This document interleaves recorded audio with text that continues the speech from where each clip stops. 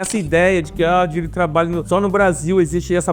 Não, outros países também existe isso. Não existe um ramo especializado em direito de trabalho, mas existe direito de trabalho nos Estados Unidos. Você tem as regras, né? Tem regras que são, algumas delas, mais protetivas ainda do que no Brasil. Quando eu fiz mestrado na Europa, eu me impressionei que não existe direito do consumidor na Europa. Ah, é? Não existe.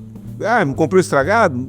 Deu azar. O empresário brasileiro, durante muito tempo, achava que pagar um advogado ou consultar um advogado era uma despesa que era desnecessária, ou era um luxo. De fato, alguns empresários viram o seu negócio praticamente ir à ruína por conta de uma ação trabalhista. Sim. Os famosos comportamentos jabuticaba, só no Brasil, né? O direito do trabalho virou muito porta de entrada para o advogado recém-formado, também começou a trabalhar. Inexperiente. Principalmente com a reforma de 2017, trouxe um cunho mais técnico ao direito do trabalho. Ninguém fala abertamente nisso, mas é óbvio que a inteligência artificial está analisando o pressuposto de recurso. É óbvio que isso está acontecendo. Você acredita que possa haver no futuro uma sentença feita por IA no direito do trabalho? Por mais que pareça que é desse jeito, esse detalhe faz com que não seja exatamente assim. A inteligência artificial, ela não consegue fazer isso sozinha, porque muitas das vezes você faz uma estratégia para provocar o adversário. É um jogo de xadrez. Naquele mesmo espaço que você tem de tempo, hoje, você faz 10x do que você fazia. A gente trabalha mais hoje. A gente tem muita facilidade, e exatamente por ter muita facilidade, a gente trabalha mais. Hoje, com o telefone celular e o WhatsApp, você é um advogado online full time.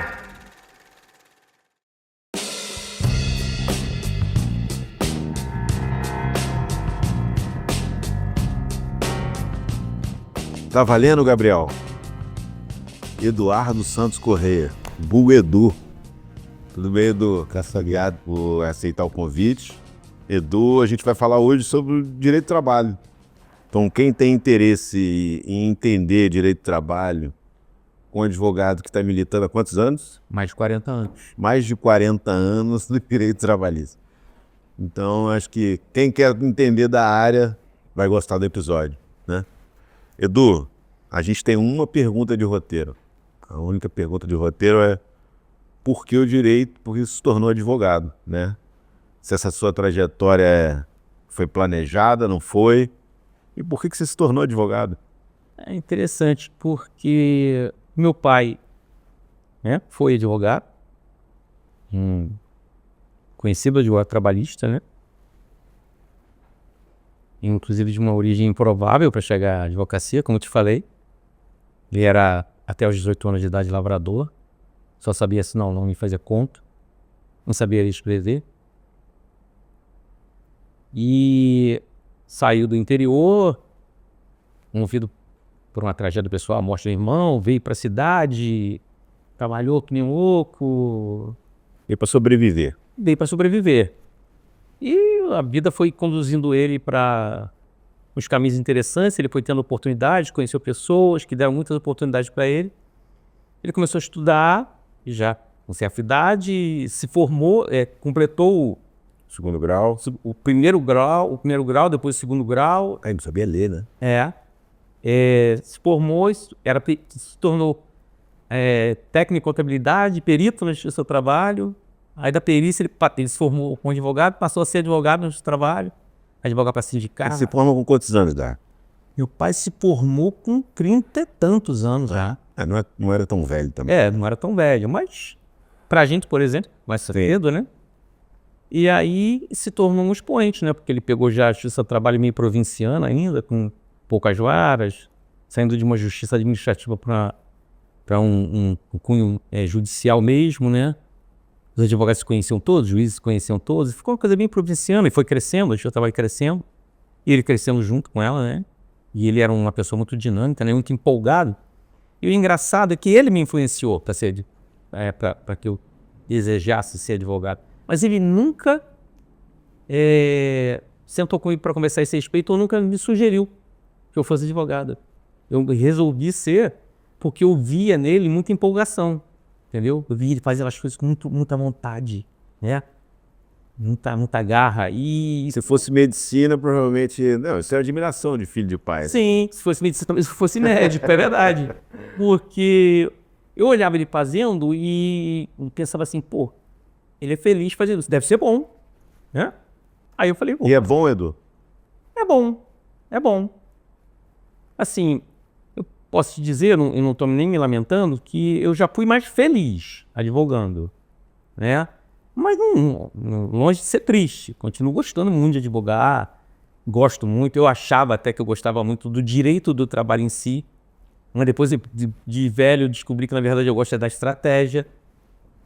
Você gosta muito do pensar, né? Exatamente. Sinto que isso te dá prazer. Exatamente, né? Você é uma testemunha disso, né? Sim. Porque muitas vezes você sendo criminalista, sendo trabalhista, muitas vezes a gente sentou para discutir estratégias, independentemente da questão do ramo do direito. Sim. E eu gosto muito dessa questão da estratégia em si, entendeu? Mas aí você se forma e vai trabalhar direto com seu pai. Sim, antes disso, eu desde cedo ele quis assim, entre aspas, meu senhor, contaminar a gente com desejo de trabalhar, né? E eu fui desde muito novo trabalhar com ele. Eu fui contínuo do escritório, aí fui estudando, fui, né, completando o segundo grau. Você foi chão de fábrica, como fala. Exatamente. E fui crescendo até me formar e até me tornar advogado no escritório, né? Me tornar sócio dele. Então, assim, eu passei por todas as atividades lá no escritório, né? De contínuo a sócio. Edu, você é advogado há 40 anos, né? Mais de 40, mais de 40 anos. Me formei em 80 eu formei em 84. 84.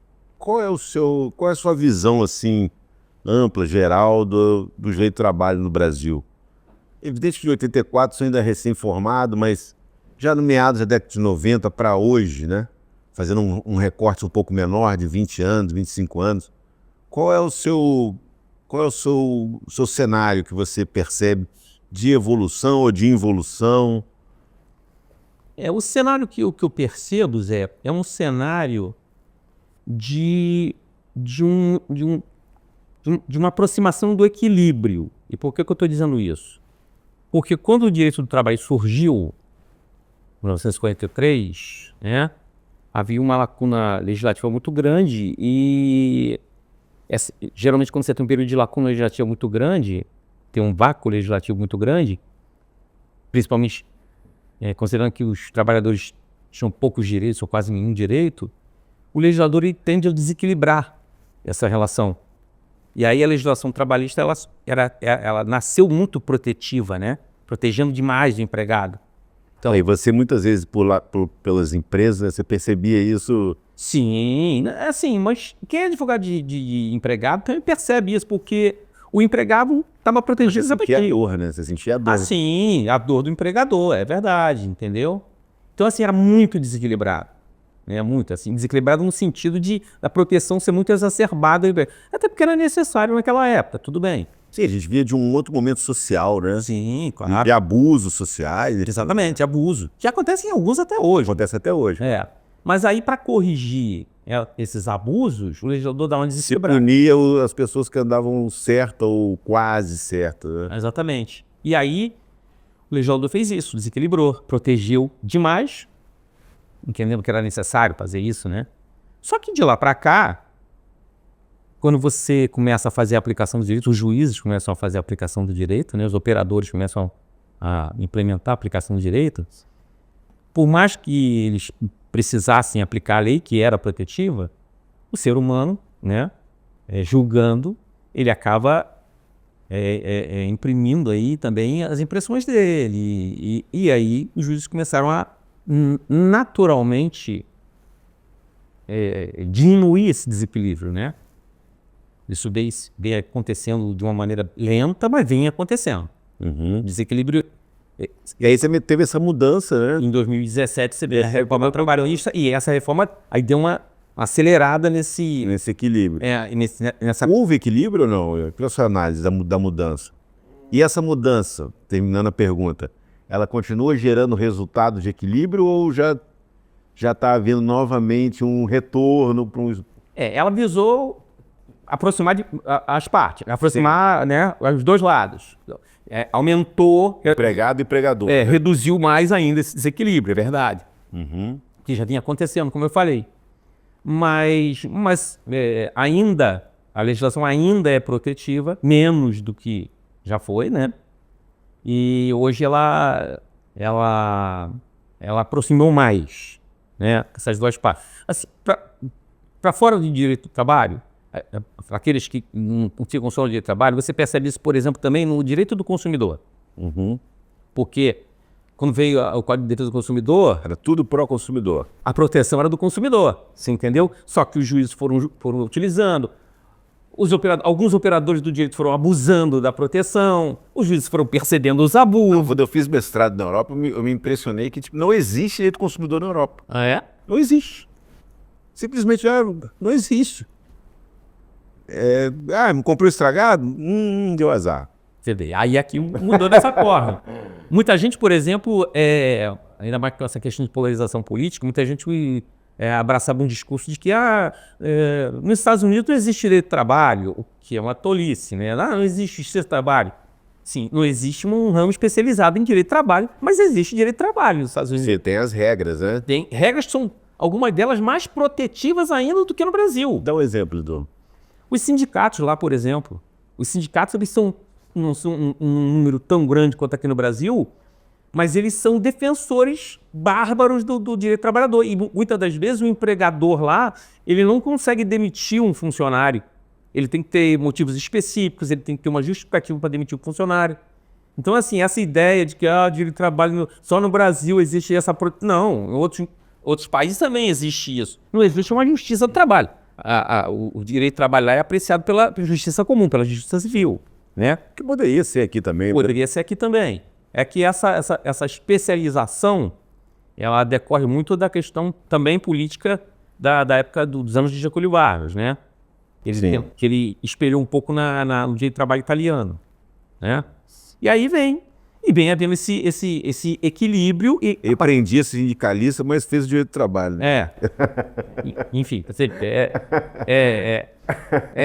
os famosos comportamentos jabuticaba, só no Brasil, né? E aí vem havendo esse equilíbrio realmente. Ainda há uma proteção do trabalhador, porque também ainda há muito abuso, né? Você tem essa proximidade, né? Mas mesmo assim o trabalhador ainda tem proteção, ainda... Assim, é tão difícil a gente falar sobre isso, fica parecendo que a gente tem um discurso pró-empresa, que o trabalhador está sempre se aproveitando. Não é isso que a gente está falando, né? Não. O que a gente está tratando aqui é o seguinte, em alguns casos, de fato, alguns empresários viram seu negócio praticamente e a ruína por conta de uma ação trabalhista. Sim. E isso não faz menor sentido social, porque desemprega outras pessoas da empresa, né? Coloca uma empresa em dificuldade e ela tem que demitir outros. Verdade. Isso realmente foi uma realidade de quase 20 anos, né? Sim, por conta desse desequilíbrio, né? Mas não só por isso não, Zé. Por conta desse equilíbrio, mas também por conta de um eu ia usar a palavra vício, mas ela vai ser mal compreendida, assim, vamos chamar de desleixo, de falta de cuidado, porque o empresário, né, brasileiro, durante muito tempo, ele não via na advocacia uma ferramenta necessária ou importante para o empreendimento dele. Seria uma consultoria. Exatamente. Vou te procurar, como eu devo fazer. Quem utilizava desses serviços preventivos, de consultorias, eram as grandes empresas. Sim. Você entendeu? Eram os bancos, eram as empresas gigantes de telecomunicação, eram os conglomerados de mídia, televisão, rádio. O cara que tinha 5 funcionários fazia normalmente tudo errado. O médio empresário, ele fazia e achava que pagar um advogado ou consultar um advogado era uma despesa que era desnecessária, ou era um luxo, né? E aí, o que acontecia?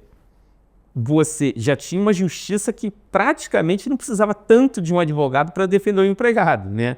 E você já tinha os advogados que também se formaram e dependiam dos empregados e entravam com essas ações.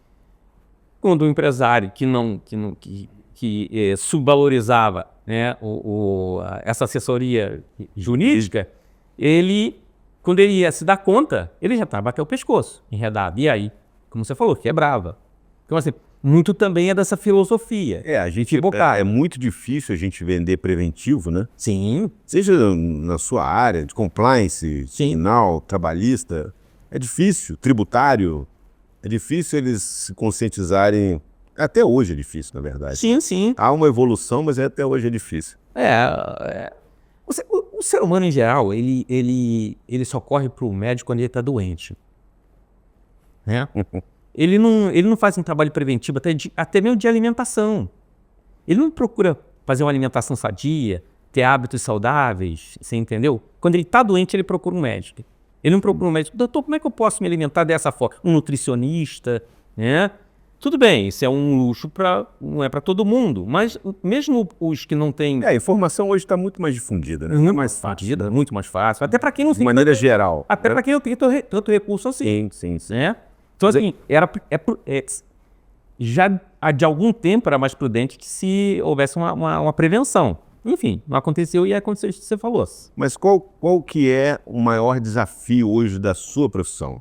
Da sua especialidade, desculpa, de direito do trabalho? O maior desafio hoje para mim, Zé, é você conseguir acompanhar a velocidade com que as mudanças estão acontecendo, né?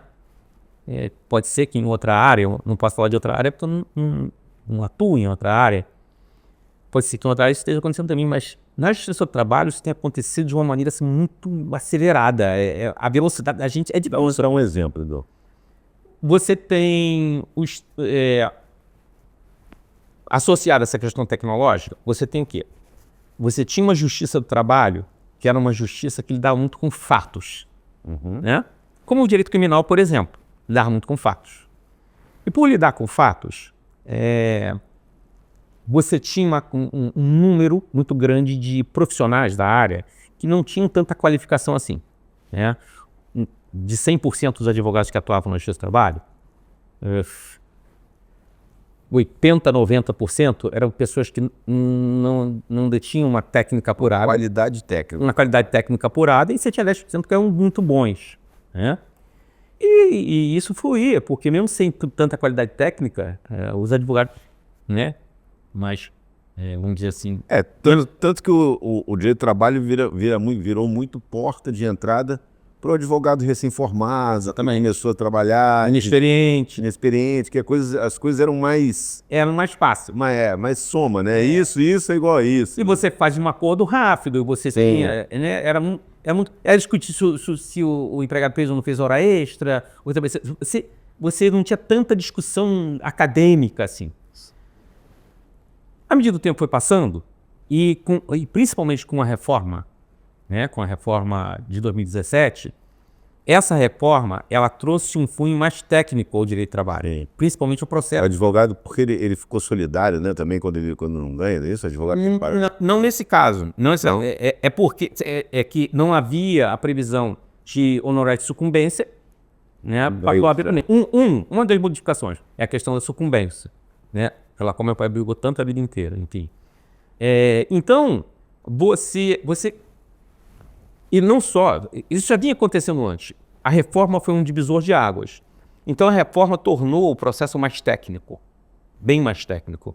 E isso acabou afastando, né? Ou seja, desestimulando os profissionais que não eram tão técnicos assim e, de uma certa forma, melhorou a qualidade técnica do profissional do trabalho, de trabalho. Tá? Mas associado a isso, você tem essa avalanche de tecnologia, né? De informática, de inteligência artificial, né? E a própria legislação mais lateral vai ser modificada também para tornar mais Hoje, antigamente, para você entrar com recurso de revista, que nós justiça do trabalho, vamos chamar assim de equivalente a um recurso especial no CID ou coisa parecida, era mais fácil você fazer um recurso de revista. Né? A legislação foi mudando, o legislador foi impondo muitas exigências técnicas para você poder recorrer, ou seja, foi criando um funil. Para poder ser recebido o agravo. O recurso de revista, o agravo para as instâncias superiores, foi afunilando. Como um direito penal, né? Sim. Cada vez mais... Os direitos estão fazendo... Cada vez mais apertado. O funil, né? para também Estava avolumar. discutindo isso outro dia com o Cristiano Fragoso, que esteve aqui, e como é difícil a gente chegar no Supremo com recursos.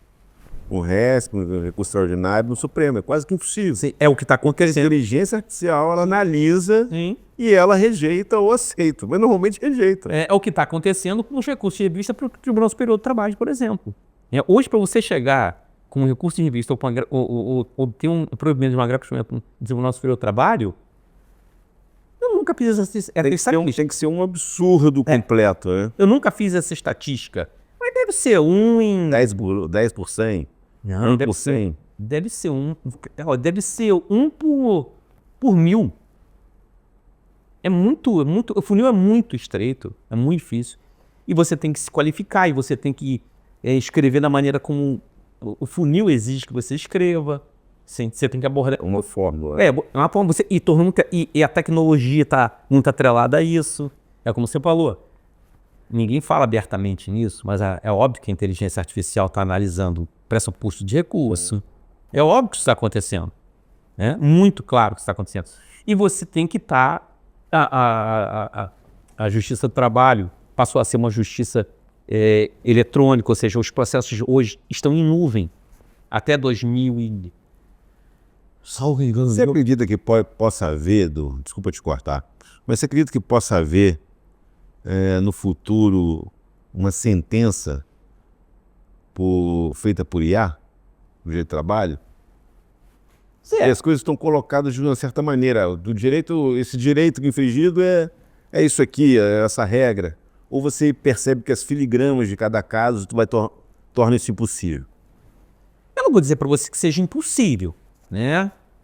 Até porque a gente sabe que segundo os neurocientistas, não existe inteligência artificial. Inteligência não pode ser artificial. Inteligência é orgânica.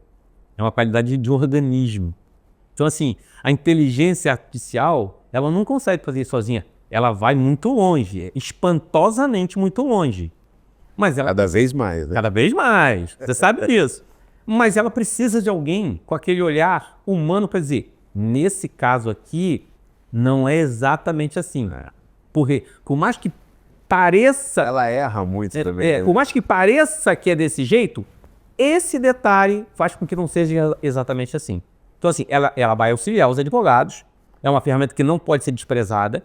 Aquele caso que a gente trabalhou junto, que era um parecer que a gente fez, como é que a inteligência artificial trabalha ali? Nunca. Não. Né? Porque ela sabe, ela pode até ter informação do direito, mas ela não vai saber aplicar a estratégia, que é aquilo que a gente gosta. Ela não vai saber aplicar a estratégia, entendeu? Sim. Porque muitas das vezes você faz uma estratégia para provocar o adversário a adotar um certo comportamento, que aí é um jogo de xadrez, né? Você desloca aqui o peão para provocar o deslocamento do cavalo, do bispo, e aí depois você entrega uma peça para que ela se sacrifica, né? Sacrifica uma peça para que você obtenha uma posição mais estratégica no tabuleiro.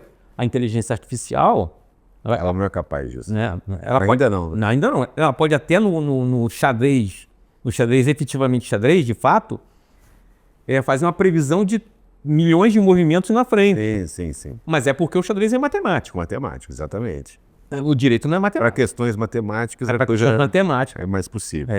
Mas, Edu, hoje você está com o escritório, conta pra gente como é que é lá no escritório, são quantas pessoas? Eu já tive escritório com a sociedade com meu pai e meu irmão, hoje não tenho mais sociedade, meu pai faleceu, hoje não tenho mais sociedade com meu irmão, e hoje eu estou... A gente teve junto um período? A gente teve junto um período, exatamente, dividi o escritório um período, e hoje eu divido o escritório com vários colegas, direito civil, direito administrativo, né? Não tem ninguém de direito penal lá. Tem, Não, lá não, aqui tem. E na minha sala, no meu núcleo, nós somos 7 advogados trabalhistas. Só no meu núcleo somos 7. Nós nos dividimos em grupos de sociedade. Eu tenho a minha sociedade, meus outros colegas têm a sociedade deles. Né? Na minha sociedade, eu tenho a minha sociedade com minha filha, por exemplo, mais nova.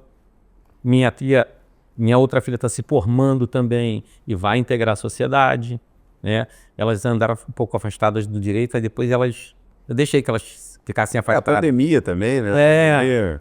Não, eu deixei assim, elas quiseram se afastar um pouco e eu deixei porque eu não quis forçar a natureza. E aí, isso se mostrou... Tainá leva jeito, né? Não, ela sempre levou jeito. Ela leva jeito. Ela sempre levou jeito. Ela sempre levou jeito porque ela sempre foi muito... Aliás, todas elas são muito contestadoras, né? Sim, mas ela tem mais um pouco a sua visão, assim, né? Sim, é verdade. É verdade. Ela tem sim. E minha tia do meio também, que agora que queria ser música, mas agora resolveu enveredar pelo direito de trabalho também. Já é perita. Já é perita Legal, cara. em algumas áreas. Perita na área é um nome até complicado, documentoscopia, alguma coisa assim. É perita também calculista. É uma coisa do avô, né? É do avô, porque ancestral aí, né? Meu pai era calculista, meu pai era contador, fazia perícia. E ela também. Uma coisa ancestral aí, né? Elas têm um orgulho do avô que você não faz ideia. Legal demais isso. Outro dia eu estava com elas na justiça do trabalho, quando a gente entrou na sala com o nome do meu pai, aí elas quiseram tirar uma foto do lado do nome dele, na justiça do trabalho, na sala da ordem. Isso é muito bom. Isso é um reconhecimento, né? Não, total. Meu pai fazia política institucional na OAB, por isso que ele, né, foi homenageado aí com essa lembrança. Edu, qual é o conselho que você dá assim pro um advogado jovem, né? Que está começando, ou um advogado que seja experiente, enfim, que esteja atuando no direito do trabalho, que você...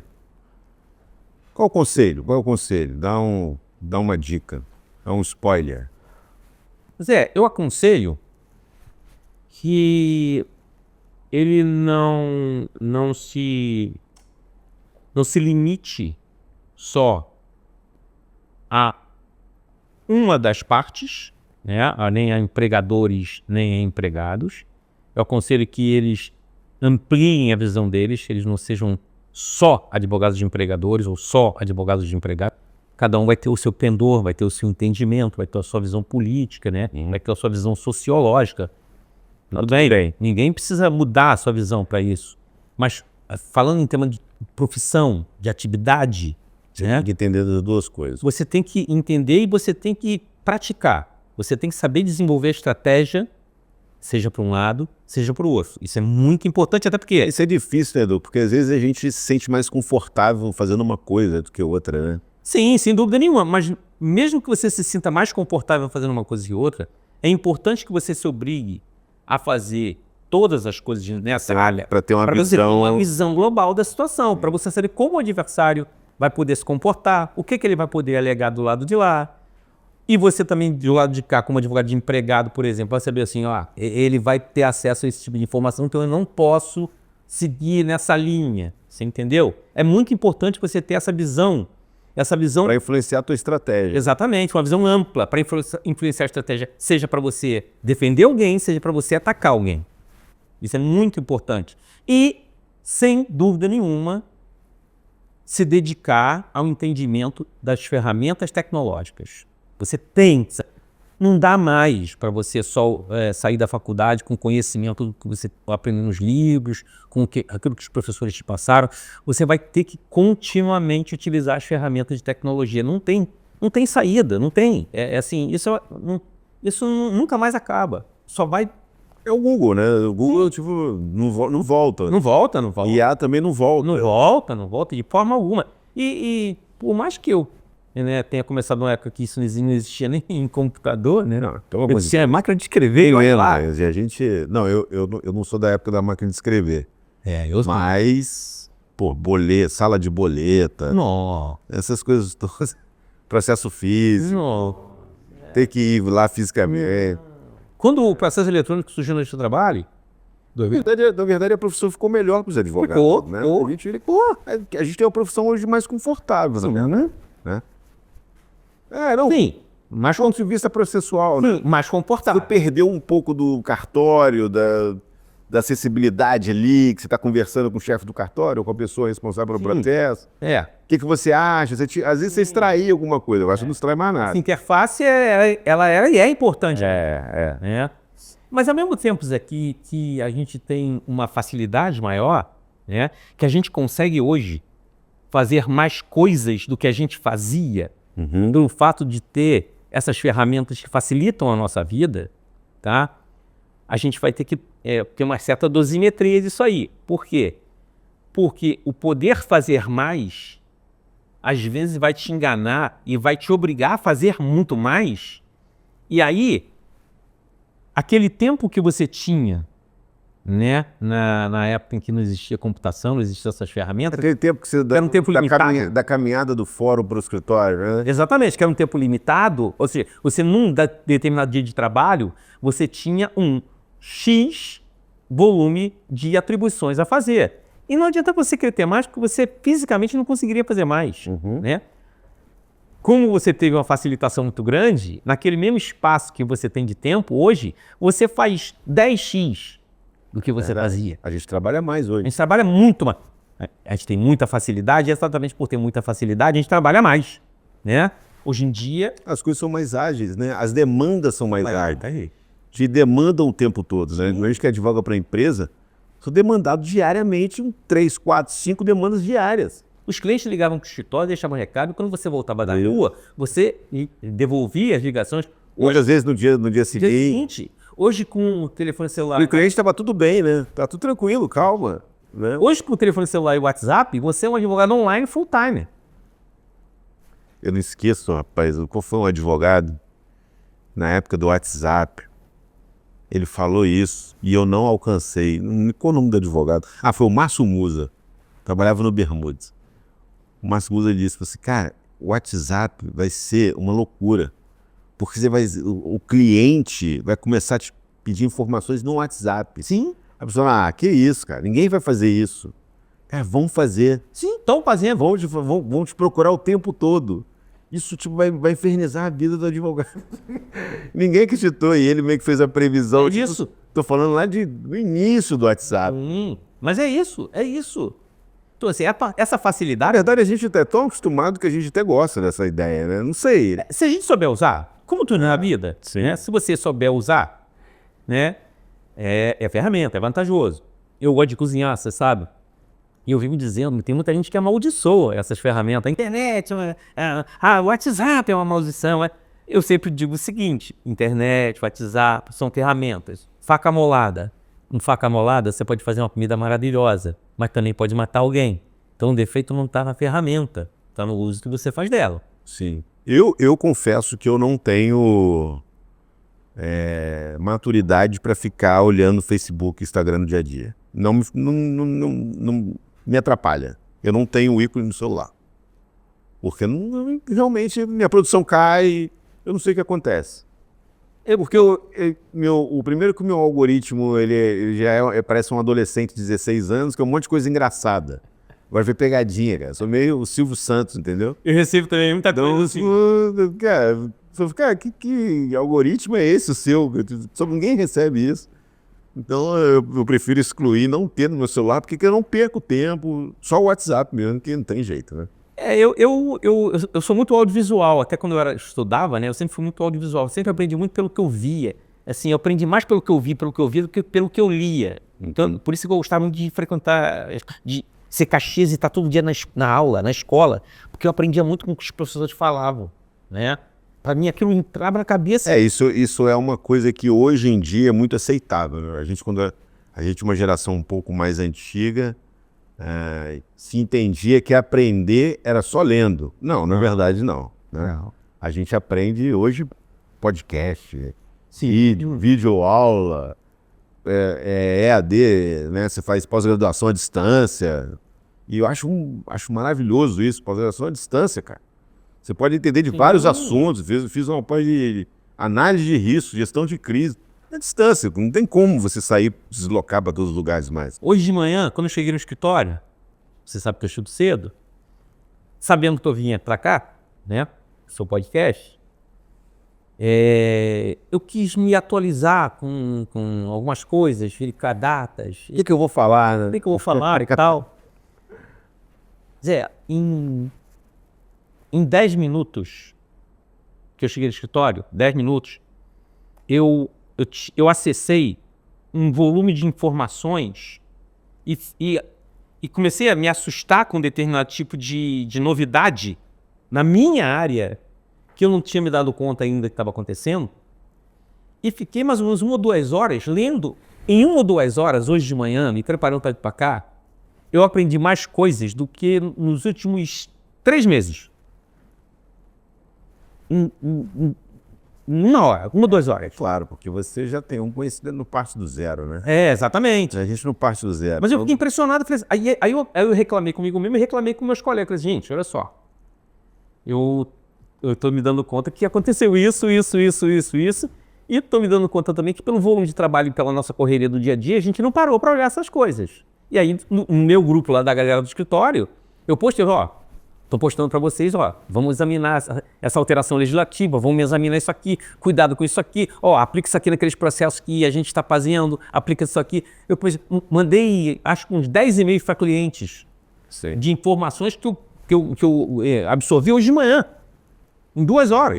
Tem um bom caminho, um bom conselho que eu dou para quem gosta de ficar atualizado é a TV Justiça. A TV Justiça é sensacional. Você deixa ali. Uma hora um assunto te chama, entendeu? Às vezes tá falando muita coisa que não tem relevância para você, tem relevância para as outras áreas, mas em algum momento tem um julgamento, tem alguma coisa, tem uma notícia. A TV Justiça ela é muito boa. A galera, o grupo que tá lá, né, que eu tô junto. Conjur também, né? Conjur. E você conhece aquela galera lá também? Eles são muito fuçadores, eles também são muito interessados. Então, assim, a gente tem muita troca aí naquela sala. Muita troca. Não, tem o Odilon, né? Tem o Carlos, né? O irmão do Odilon, que também trabalhou na Procuradoria-Geral do Trabalho, ele é muito bom, muito bom. E o Odilon continua bem tranquilo? Ele é acelerado, né? Ele é acelerado. Mas, cara, pra te falar a verdade, eu pego muito no pé dele. Eu sou o mais provocador, eu provoco ele o tempo todo. Mas eu admiro ele. Eu admiro ele, porque ele é um cara que ele... Isso não é uma máquina, né? Ele tá sempre se propondo a ultrapassar limite. Ultrapassar os próprios Mesmo limites. que a discussão não seja boa, ele entra na discussão. Ele tá sempre pronto, ele é destemido, ele tá sempre pronto a ultrapassar os próprios... Você sabe o que ele tá fazendo agora? De um tempo para cá? Inteligência artificial, né? Ele tá fazendo programação. Na faculdade de programação. Ele me falou. Cara, assim, só de ouvir eu tô cansado.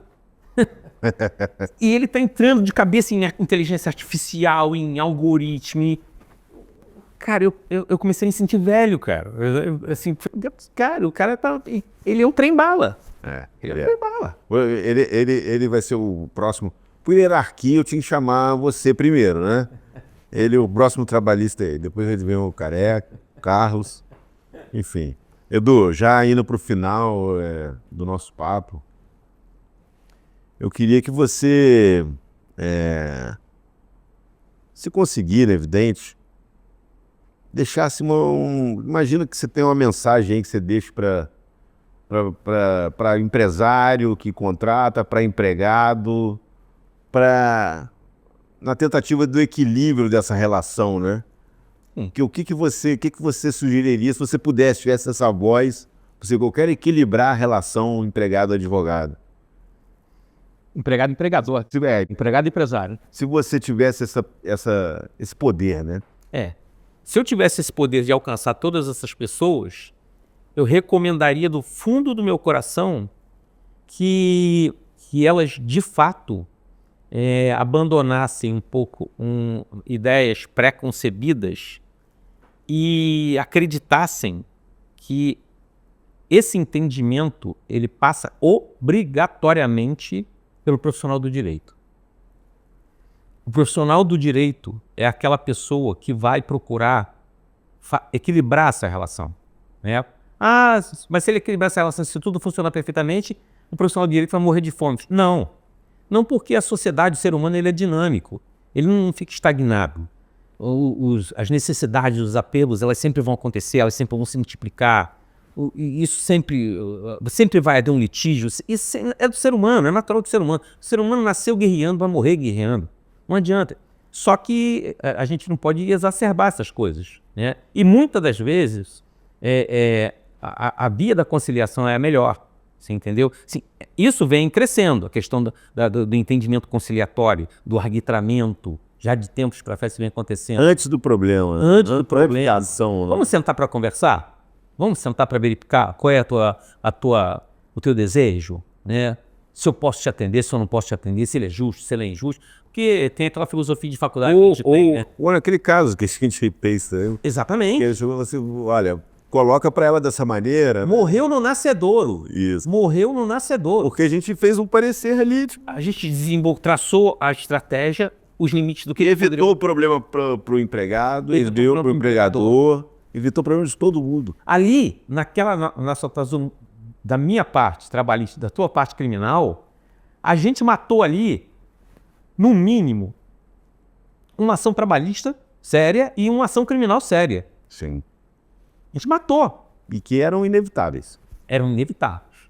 Se a empresária não tivesse me procurado para poder prevenir aquilo que ia acontecer, e se eu não tivesse analisado a questão de, olha, no campo trabalhista você tem que ir até aqui, mas a partir daqui já não é mais trabalhista, tem que procurar o criminal. E a nossa atuação conjunta exatamente fez isso. Matou aquela demanda no nascedouro. Tipo, mais bom, na verdade, né? Porque às vezes o advogado também fica fomentando a lide, né? Infelizmente, a gente tem que reconhecer que às Você vezes... sabe, Zé, que é aquela máxima do direito da época da faculdade, né? O primeiro juiz da causa é o advogado. Sim. Né? Assim, se ele for um bom juiz da causa... Não é, amanhã se por acaso, eventualmente, tomara que não aconteça, o empresário precisa de uma causa menor, automaticamente ele vai me ligar. Sim. Trabalhista, automaticamente ele vai te ligar. Você fez... Esse é o êxito, a gente vive desse êxito, não da causa. Né? Exatamente isso. Então, assim, essa é a visão que eu acho que a gente tem que ter, entendeu? O tanto o empregado, que hoje tem acesso, mais fácil a isso tudo, quanto o empregador que já tinha e hoje também tem acesso aos profissionais do direito, eles têm que passar pelo profissional do direito. E eu não estou falando isso para ficar puxando brasa para nossa sardinha, não, né? É porque precisa mesmo. Você precisa de um médico, você precisa de um nutricionista, você precisa dos profissionais de cada área específica. E o advogado é um deles. E é fundamental que seja. A sociedade vive assim. O conflito, quanto mais gente, mais conflito. E uma sociedade que vive só de conflito, não vai chegar a um bom lugar, né? É isso. Edu, sensacional. Obrigado por ter vindo. Bom, gostei. Pô, foi ótimo. Nem doeu. Não dói. É mais rápido do que as pessoas imaginam, né? É verdade. A gente é dinâmico, enfim, não tem muito motivo de ficar. A sensação que eu tô sentindo aqui é que já se passaram 20 minutos. Mas foi um pouco mais, 45 minutos. Então é isso, Edu, obrigado, Gabriel. Encerramos, né, Gabriel? Sexta-feira, quase 7 da noite já, pelo amor de Deus. É um horário que a gente tem para gravar, mas é isso. Obrigado, tá, Edu? Valeu. Abraço. Gostou? Bom. Uma coisa interessante do podcast que ele estava falando, né, que ao conversar você se sentir mais à vontade, é não só na hora de você, né, produzir esse conteúdo, permitir a pessoa se sentir à vontade, mas, e eu tenho que elogiar o trabalho de quem faz, é a edição que vocês fazem.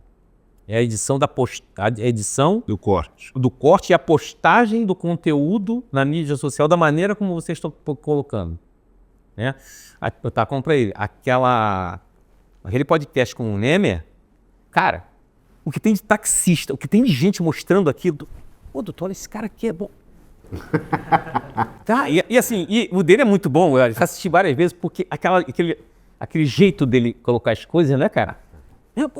Ele te questionando, isso aqui vai virar um mesh? Vai virar? Vai virar. Vai virar? Vai virar? Não é?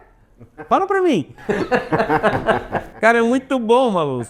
É muito bom, é muito legal. Cara, e vou te falar, quando você vê que dá resultado que as pessoas gostam, a tendência é a multiplicação, né? Edu, a verdade que tá falando com o Gabriel é a pluralidade, cara. É você falar, são pessoas, porra, cara, onde é que o Edu vai falar? Não vai falar, entendeu? Porra, você não é influência, você não é um cara...